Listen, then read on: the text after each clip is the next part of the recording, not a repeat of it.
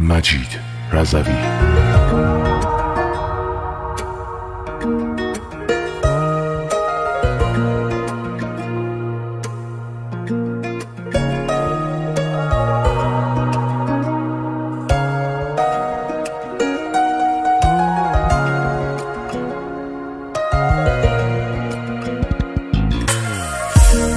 تو دور از حاشیم، من تو که باشی راضیم، واسه جونم میدم آخ چشات نقاشیم.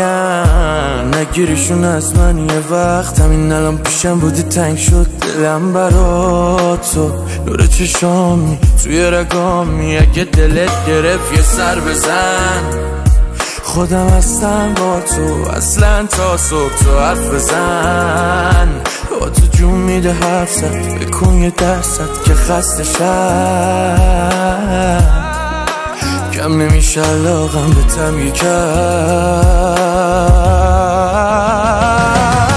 پر میزنه دلم واسه تو عشقم، واسه هر شب دیدنت. میدونی که به خاطر داره قلبم میزنه. کی واسه تو خیلی جوری دلو از من میبره. پر میزنه دلم واسه تو عشقم، واسه هر شب دیدنت. میدونی که به خاطر داره قلبم میزنه. کی واسه تو خیلی جوری دلو از من میبره.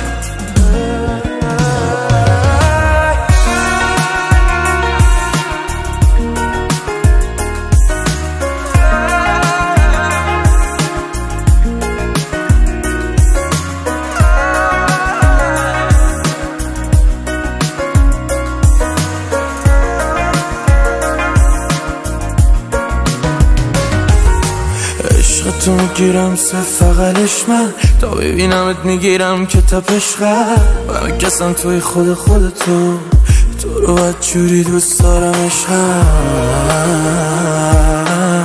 چقدر خوشگله وقتی میاد بغل تو اسمم.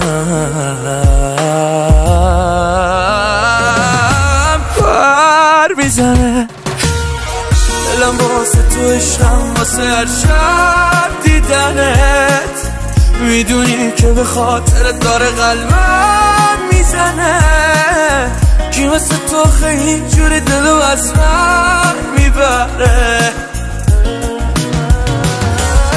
پر میزنه دلم واسه تو عشقم، واسه هر شب دیدنت. میدونی که به خاطر داره قلبم میزنه. کی واسه تو خیلی جوری دلو از من میبره. مسعود جهانی.